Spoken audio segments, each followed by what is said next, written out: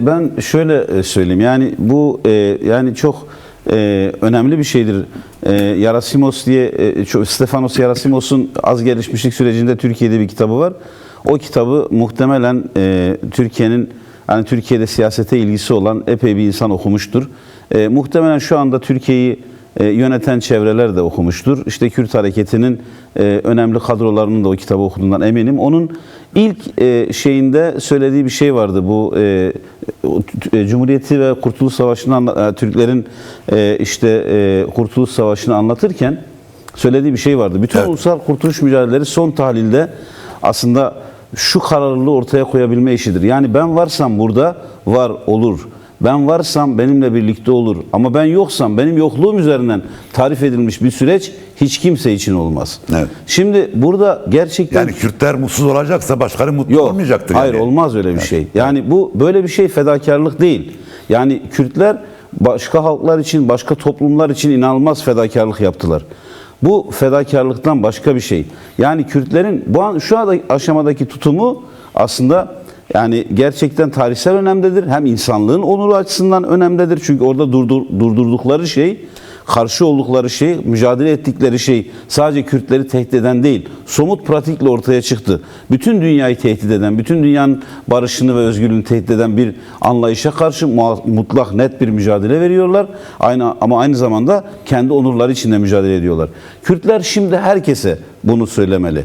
Yani ben buradan pozisyonda olmak istemiyorum ama şimdi Tombara kim onunla müzakere ediyorsa Kürtler adına şunu söylemeli. Kardeşim, bizi feda ederek, bize rağmen, bizi elinin tersiyle iterek burada kimse var olamaz. Evet.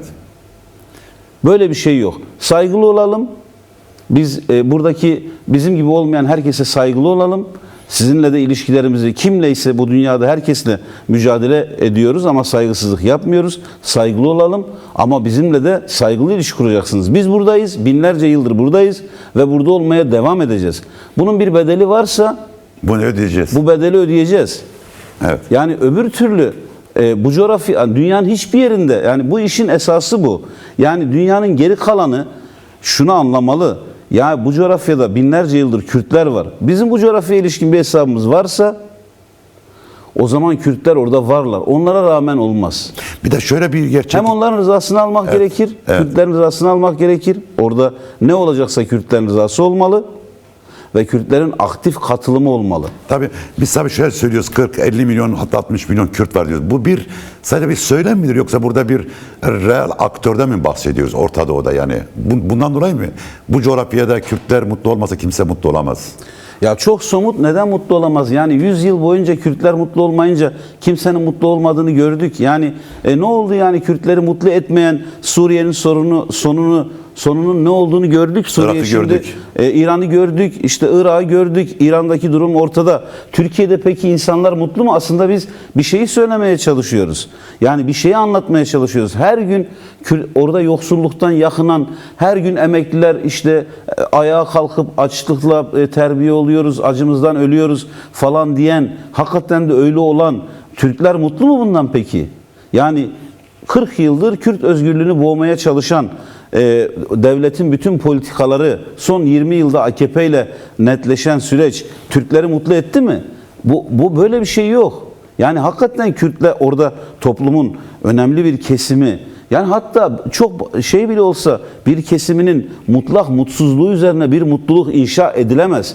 Bunu kerelerce aslında biz gördük. Bir de şöyle bir şey var Cafer, tabii Kürt tarihine baktığımız zaman son 100 yıllık ve 200 yıllık Kürtlerin özgürlük arayışına baktığımız zaman sömürgecilerin çok büyük saldırıları var. Yani işte yakın dönemde 88 Halepçe katliamı, 90'lı yıllarda Kuzey Kürdistan'daki köy yakmalar, 17 bin faili meçhul cinayet, İran Kürdistan'daki katliamlara baktığımız zaman her seferinde, hani bu bir metafor olsun diye söylemiyorum, her sene Kürtler aldıkları darbeden sonra daha güçlü tarih sahnesine çıkmaya başlıyorlar. Doğru. DAEŞ saldırısı, işte 2014 Kobani saldırısı baktığımız zaman.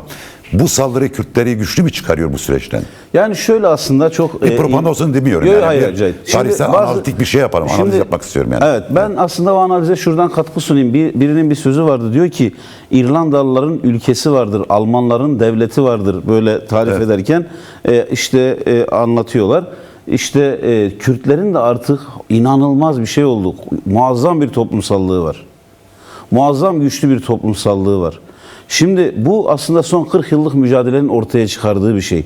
Yani belki devletten daha önemli bir şey oldu. Belki statüden vesaire neyse ona ne diyorlarsa.